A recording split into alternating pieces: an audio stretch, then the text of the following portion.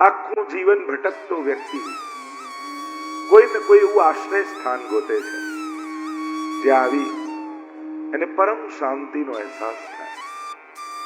ગીતાજીમાં તો ભગવાન પોતે જ કહે, તમેવ શરણમ ગચ્છ સર્વભાવેન ભારત તત્પ્રસાદાત પરામ શાંતિ.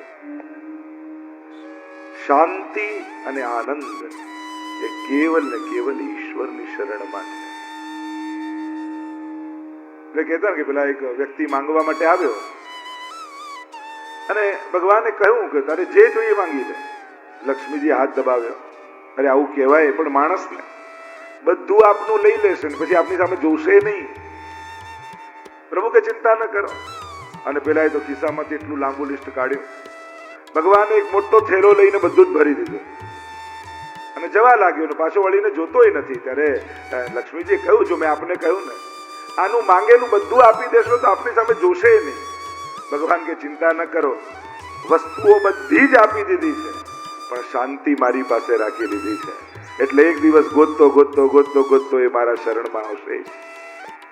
એમ સંસારમાં પદાર્થો મળશે, વસ્તુ મળશે, વ્યક્તિ મળશે, શાંતિ પરમાત્મા પાસે મળશે. એટલે મેળવેલો સંસાર પણ ભગવાન વગર અધૂરો છે. એટલે જ આપણે કહીએ દિવસની શરૂઆત પ્રભુના નામથી કરવી, પ્રભુની ભક્તિથી કરવી. અને જ્યારે ભક્તિથી પ્રારંભ કરો છો ત્યારે તમારા કર્મની સફળતાની બાહેધરી ભગવાન પોતે લઈ લેતો હોય.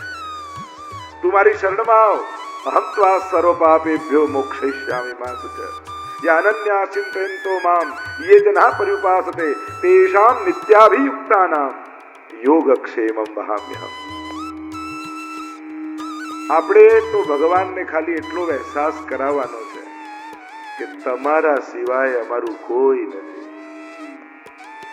જે દિવસે આ અહેસાસ કરાવી દીધો ને ત્યારે તમારું બધું જ કરવા ભગવાન તત્પર થઈ જશે. તમે ભટકતા રહેશો તો ભગવાન બેઠા રહેશે. તમે ભગવાન પાસે બેસી જશો તે તમારા માટે દોડવા લાગશે. ભગવાનનું એ વચન છે ગીતાજી, તારું યોગ અને ક્ષેમ હું કરી આપીશ. ગઈકાલે રૂક્ષ્મણી વિવાહનો પ્રસંગ ખૂબ ધામધૂમથી આપણે બધા ઉજવ્યો. વિવાહ ઉત્સવ છે. એમ તો આપણે ત્યાં 16 સંસ્કારમાં પાણી ગ્રહણ પણ એક સંસ્કાર છે. અને જેને વિવાહ કહીએ છીએ આપણે, લોકો ભલે એમ કહેતા હોય 7 ફેરા 7 ફેરા, એમ તો 4 ફેરા જ ફરતા હોય છે બધા. ધર્મ, અર્થ, કામ અને મોક્ષના અનેકવિધ પ્રકારની ચર્ચાઓ છે વિવાહ સંસ્કાર વિશે પણ. કેમ કે જીવનનો બહુ મહત્વનો નિર્ણય એનો વિવાહ સંસ્કાર છે. અહીંયા પ્રભુના વિવાહની કથાઓ છે. આપણે તો હંમેશા એ જ ભાવ રાખતા હોઈએ પ્રભુના મનોરથમાં કે આ કેવલ રૂકમણી નથી, પ્રત્યેક જીવાત્મા છે અને અમારો વિવાહ પ્રભુ સાથે થઈ રહ્યો છે. કારણ કે આત્માનો પતિ પરમાત્મા છે એમ ગોપીઓ પણ કહે છે. અને જે પાલન કરે, જે પોષણ કરે એ જ પતિ છે. સર્વનું પોષણ કરનારો પરમાત્મા જ છે, ચલાવનારો એ જ છે. રૂક્ષ્મણી વિવાહની કથા આવી. એમ પ્રભુના પ્રધાન 3 વિવાહ પ્રસિદ્ધ છે જેને આપણે વિશેષ રૂપે ઉજવતા હોઈએ છીએ. જો રૂક્ષ્મણી વિવાહનો પ્રસંગ ભાગવતમાં કરતા હોઈએ છીએ, પણ એમ તમે જોવા જાઓ તો બાકી અષ્ટપટરાણીઓ સાથેના વિવાહના કોઈ મનોરથ રૂક્ષ્મણી સિવાયના બીજી 7 પટરાણીના કોઈ થતા નથી હોતા. એની કોઈ ઉજવણી એ રીતે કરતા નથી હોતા. 3 વિવાહ પ્રભુ સંબંધી પ્રસિદ્ધ છે. સૌથી પહેલો રૂક્ષ્મણી વિવાહ, બીજો છે તુલસી વિવાહ અને ત્રીજો છે વિવાહ ખેલ જે હવેલીમાં થાય. આ 3 વિવાહ પ્રભુ સંબંધે પ્રસિદ્ધ છે જેની ઉજવણી આપણે વિશેષ રૂપે કરતા હોઈએ છીએ. ઘણી વાર લોકો એમ કહેતા કે અમારા ભાગવતમાં આજે તુલસી વિવાહ છે. ભાગવતમાં તુલસી વિવાહ નથી હોતો, રૂક્ષ્મણી વિવાહ છે. અને તુલસી વિવાહની કથા જુદી છે. જો હમણાં દેવ દિવાળી આવશે, કારતકની એકાદશી, ત્યારે તુલસી વિવાહ થશે. તો રૂક્ષ્મણી વિવાહના પ્રસંગનું ગઈકાલે આપણે દર્શન કર્યું. કારણ કે વિવાહના પણ અનેક પ્રકાર શાસ્ત્રોએ બતાવ્યા છે, અને એમાં હરણ કરીને એનો પણ એક પ્રકાર શાસ્ત્રોમાં છે. રૂક્ષ્મણી વિવાહનો પ્રસંગ ગઈકાલે આપણે જોયો. સ્વયં રૂક્ષ્મણીજીએ વિનંતી કરી કે પ્રભુ, આપના થવાની મનોકામના છે, આપ અમારો સ્વીકાર કરો. અને ત્યારે પ્રભુ કૃપા કરી એમનું હરણ કરે છે. માધુપુરમાં વિવાહ થાય છે. બીજો વિવાહ તુલસી વિવાહ છે. શાલિગ્રામજી સાથેના જે વિવાહની કથા બહુ પ્રસિદ્ધ છે, જાલવંદ્ર. અને ત્યાં તપ તૂટ્યું, શ્રાપ લાગ્યો, પાષાણ બનીને પ્રભુ આજે પણ નેપાળમાં ગંડકી નદી છે, ત્યાંથી વહે છે, અને ત્યાં શાલિગ્રામજી રૂપે પરમાત્મા એ નદીમાં પ્રાપ્ત થાય. એટલે જ આપણે ત્યાં અન્ય સ્વરૂપોને પુષ્ટાવતા હોઈએ, ચિત્ર સ્વરૂપ હોય કે લાલનનું સ્વરૂપ હોય, પણ બે સ્વરૂપ શાલિગ્રામજી અને ગિરિરાજજી આમને પુષ્ટાવવાની આવશ્યકતા નથી હોતી. એ સ્વયં મૂર્તિમંત ભગવત સ્વરૂપો જ છે. એમાં ભગવત સ્વરૂપનો આવિર્ભાવ કરાવવાની આવશ્યકતા નથી હોતી. એટલે ઘણીવાર વૈષ્ણવને ત્યાં હવેલીઓમાં તો બિરાજતા જ હોય. આપણે ત્યાં જયંતી જ્યારે પણ આવે, ચારે જયંતી હવેલીમાં, ત્યારે શાલિગ્રામજીના પંચામૃત થતા હોય છે. મૂળ ભગવત સ્વરૂપનું ખાલી જન્માષ્ટમીની સવારે પંચામૃત થાય, પણ રાતના તો શાલિગ્રામજીનું જ થાય. એટલે કે જે મુખ્ય ચાર ભગવત અવતારો છે, જેને જયંતી રૂપે આપણે ઉજવીએ છીએ, જેમ કૃષ્ણ જન્માષ્ટમી, રામનવમી, નરસિંહ ચતુર્દશી અને વામન દ્વાદશી, આ ચાર જયંતી એ સમયે શાલિગ્રામજીને અવતાર રૂપે પ્રાગટ્યના પંચામૃત સ્નાન આપણે ત્યાં કરાય છે. કારણ કે અવતાર અને અવતારીમાં ફરક છે. આપણે જે કૃષ્ણ તત્વને માનીએ છે એ 24 અવતારમાંના એક અવતાર કૃષ્ણ નથી, પણ સમસ્ત અવતારોમાં અવતાર લેનારા એ અવતારી કૃષ્ણ છે. અને એટલા માટે મૂળ ભગવત સ્વરૂપને પંચામૃત જયંતીમાં થતા નથી હોતા.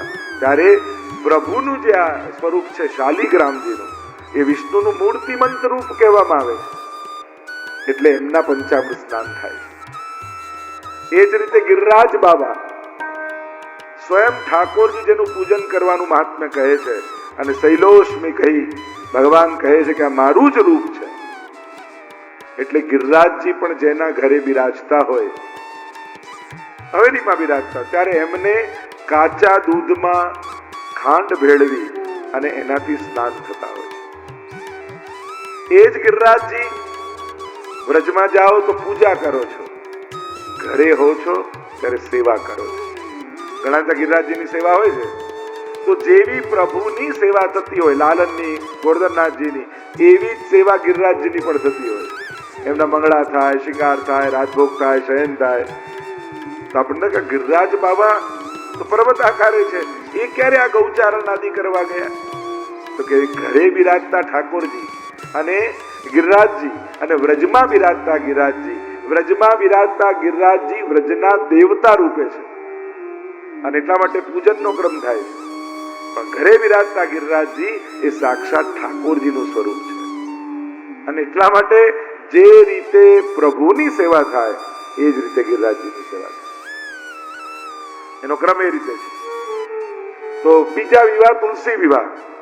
અને હમણાં કારતક મહિનાની એકાદશીએ જ્યારે મંડપ ભરવામાં આવે, શેરડીનો મંડપ બાંધવામાં આવે, ઠાકોરજી સિંહાસન પર બિરાજે, અને કારતક સુદ એકાદશી ત્યારથી શીતકાલનો પ્રારંભ માનવામાં આવે. તમે હવેલીમાં દર્શન કરતા હશો, આખો રંગોળીનો મંડપ હોય, શેરડીનો મંડપ બાંધે, 3 વાર ઉત્તિષ્ઠત એમ કહી અને દેવતાઓ એ દિવસથી જાગે, દેવ ઉત્થાન થાય. એ દિવસે દેવોત્થાની એકાદશી કહેવાય. એટલે ત્યાર પછી શુભ કાર્યોની શરૂઆત થાય. તો એ તુલસી વિવાહનો દિવસ. અને ત્રીજા વિવાહ પ્રભુના છે, જેના કીર્તન આદિ આપણે ગાતા હોઈએ છીએ. અને તમે જો વ્રજયાત્રા કરી હોય ને, ગઈ વખત તો ઘણા લોકો વ્રજયાત્રા કરીને આવ્યા છે, સંકેત વનમાં દર વર્ષે જ્યારે પરિક્રમા પહોંચે ત્યારે ઠાકોરજીના વિવાહનો ઉત્સવ ઉજવાતો હોય છે વ્રજયાત્રા. એટલે કે ત્યાં વ્રજમાં પ્રભુની સ્વામીજી સાથેનો વિવાહ ઉત્સવ વ્રજ ભક્તોએ કર્યો હતો. એટલે કે રાધાજી સાથે અલૌકિક વિવાહ ઠાકોરજીના થયા છે. એ વૈદિક અને લૌકિક વિવાહ નથી. આપણે ત્યાં ઠાકોરજીની લીલા એટલે શું કહીએ, વિવાહ ખેલ, હોરી ખેલ. પ્રભુ તો બાળક છે, આ બધા ખેલ છે. નાનું બાળક કઈ રીતે ખેલતું હોય એમ પ્રભુ પણ વિવાહનો ખેલ કરે છે. એટલે શબ્દ વપરાય છે ખેલ, કારણ કે વિવાહની લીલા છે. મનુષ્ય માટે વિવાહ સંસ્કાર છે, પ્રભુ માટે લીલા છે. એમને સંસ્કારની આવશ્યકતા છે નહીં, છતાંય બધા સંસ્કાર પ્રભુના કર્યા છે, નામકરણ, પણ એમના માટે લીલાત્મક છે. એટલે આપણે ત્યાં જે 56 ભોગનો મનોરથ થાય ને, ઘણી વાર લોકો એમ પણ કહેતા અમારી કથામાં 56 ભોગ છે. કથામાં કોઈ દિવસ 56 ભોગ ના હોય. અન્નકૂટ ઉત્સવ હોય. જો સામગ્રીના મનોરથના પણ આટલા ભેદ છે. રાજભોગ, છાકનો મનોરથ, કુંવારાનો મનોરથ, અન્નકૂટનો મનોરથ અને 56 ભોગનો મનોરથ. સામગ્રીને લગતા આટલા મનોરથ વિશેષ રૂપે ઠાકોરજીને થાય. રોજ પ્રભુ આરોગે રાજભોગ, સખાઓની સાથે વનમાં આરોગે છાક, ગોપીજનો ચારે યુથના કુંજમાં મનોરથ કરે એ કુંજવારો. આ ગોવર્ધન યાગ સમયે પ્રભુને ધરવામાં આવે એ અન્નકૂટ. અને ઠાકોરજીના વિવાહ સ્વામીજી સાથે નક્કી થયા ત્યારે વૃષભાનજીએ સમગ્ર બ્રજને મહાભોજ આપ્યો અને બધાને બોલાવ્યા. અને એ જે ભોજ આપ્યો એ છે 56 ભોગ. 56 ભોગ એટલે 56 ટાઈપની સામગ્રી નહીં, 56 ભાવની સામગ્રી. તમે જો ક્યાંક દર્શન કર્યા હોય તો ઘણીવાર હવેલીમાં વ્રજ કમલનો મનોરથ થાય છે. વ્રજ આખું દોરવા, અને તમે જો વ્રજનો મેપ જુઓ ને ઓરિજિનલ, તો કમળ આકારનું છે. વ્રજ કમલાકાર છે અને એની 56 પાંખુડીઓ છે. 56 મુખ્ય સ્થળ છે બ્રજમાં. એટલે જ 8, 16 ને 32 એ રીતે આખા 56 મુખ્ય સ્થાનો છે બ્રજમાં. અને દરેક સ્થાનમાં થતી લીલામાં જે વ્રજ ભક્તો આરોગ આવે તે કુલ 56 સ્થાનોમાં, એટલે કે સમગ્ર બ્રજની સમસ્ત લીલાઓમાં આરોગ આવેલો ભોગ એ છે 56 ભોગ. એટલા માટે 56 ભોગ સૌથી મોટો મનોરથ આપણે ત્યાં કહીએ. મધુરાષ્ટકમાં તમે જુઓ તો અધરમ મધુરમ, વદનમ મધુરમ, નયનમ મધુરમ. એક શ્લોકમાં 7 વાર મધુર શબ્દ આવે. અને અષ્ટક એટલે 8 શ્લોક, કેટલા થયા? 8 સિત્તા 56. એટલે કે આ 56 સ્થાનોમાં પ્રભુની થતી લીલાની મધુરતાનો અનુભવ શ્રી મહાપ્રભુજીએ કર્યો અને મધુરાષ્ટકનું ગાન કર્યું. 56 આંક આપણે ત્યાં બહુ વિશેષ મહત્વ રાખે છે. એટલે 56 ભોગની વિશેષતા છે. એટલે જયારે 56 ભોગ થાય ને ત્યારે વૃષભાનજી, કીર્તિજી, યશોદાજી, નંદબાબા બધાના ભાવનાજી બિરાજે. જો પ્રાચીન કોઈ દર્શન કર્યા હોય તો એ ભાવનાજી ત્યાં પધરાવવામાં આવે અને પ્રભુના વિવાહના પદ ગાવામાં આવે. અને આપણે તો વિવાહના અનેક પ્રકારના આવત હે ગટ જોડે યા બ્યાકી બાત ચલાવન આએ. તો પ્રભુના જે અલૌકિક વિવાહ સ્વામીજી સાથે વ્રજ ભક્તોએ કરાવ્યા, સ્વયં બ્રહ્માજીએ આવી અને વિધિ વિધાન કરાવ્યા, એ જે વિવાહ ખેલનો મનોરથ છે એ ત્રીજા પ્રકારના વિવાહ. તો આમ 3 ભગવદ વિવાહની વિશેષતા આપણે ત્યાં છે. આગળની કથામાં અવલોકન કરીએ.